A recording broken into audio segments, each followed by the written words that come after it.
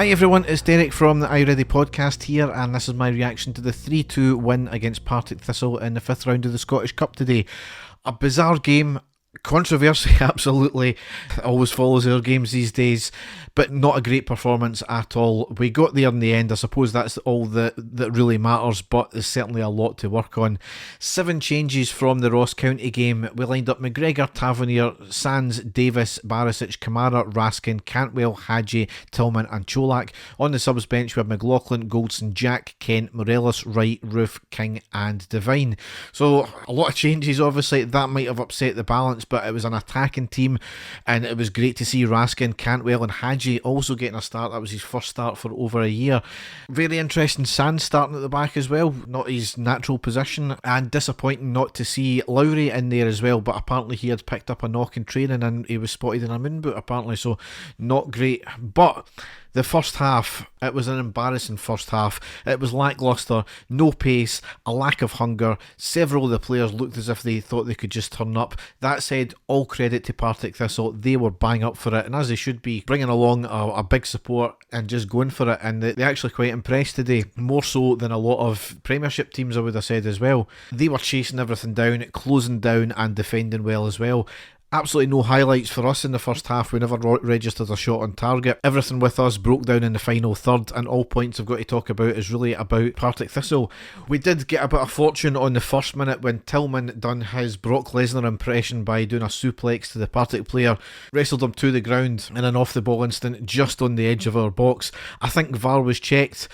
Nothing was given as it was just outside the box, but it was definitely a foul, and I think we maybe got off with one there. On the 31st minute, it was a free kick from Partick just outside the box on the right. They bent a low shot round the wall, forced McGregor in a good dive and save out for the corner.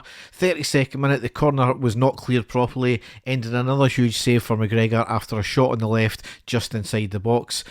In that meantime though, there was a lengthy VAR check, and on the 34th minute a penalty was given to Partick. It was basically all part of that previous play. The cross had came in, it was headed by the Partick player and it hits off the arm of Cholak at close range while it was outstretched. Now the ref went to the screen and gave the penalty. It was never a penalty for me. Yes, it hit his arm, but it was at so close range and his arm was already stretched out. It wasn't a deliberate move at all. He was already in the second phase of, he had already jumped up, he was coming down, his arm was out. The header hit off his hand from less than a yard.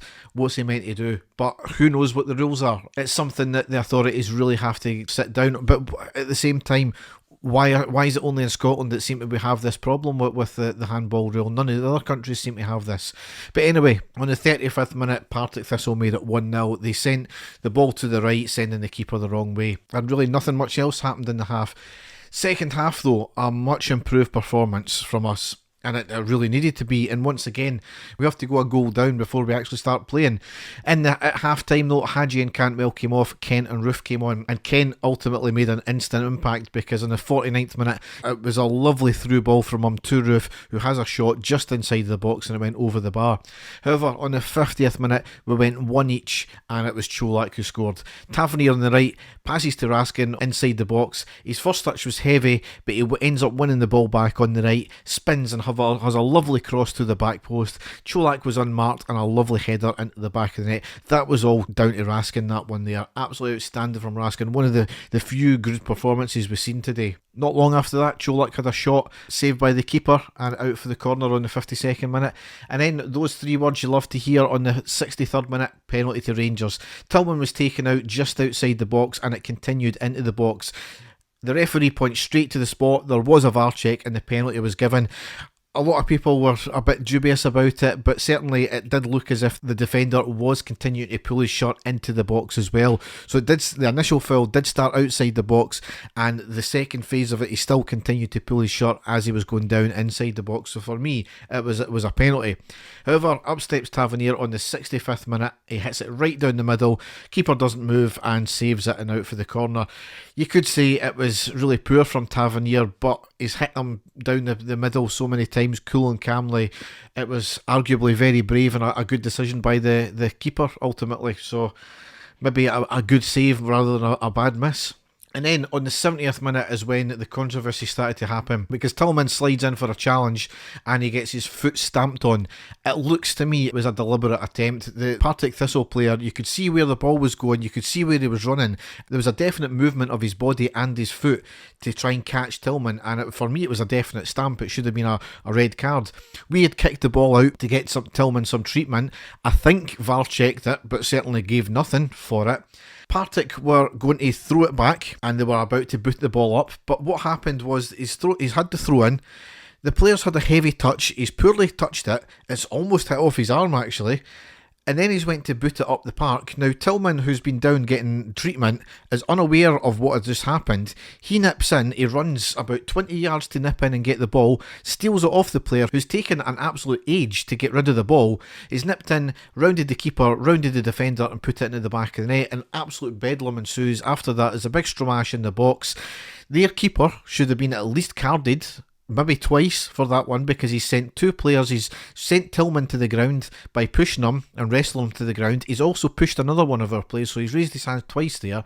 A big stromash, two players get yellow carded, I think one was ours, and then the goal was eventually given. However, in an absolute bizarre scene, Michael Beale has decided to allow Partick Thistle from kick-off to run up the park and score a free goal, because in the interest of sportsmanship. Never seen that in my puff at Ibrox at all. We've seen it down south when obviously it happened with Arsenal and the FA forced it into a replay. No such issues here. Now, I get the reason why Michael Beale's done this. I don't agree with it. It was certainly the sporting thing to do. But after what's just happened, in terms of the stamp on his foot, them taking an absolute age to get rid of the ball. Now, I need to see it back on replay. He was about to punt that up the field. Were they set up in an attacking formation? I don't know. So were we actually going to get the ball back?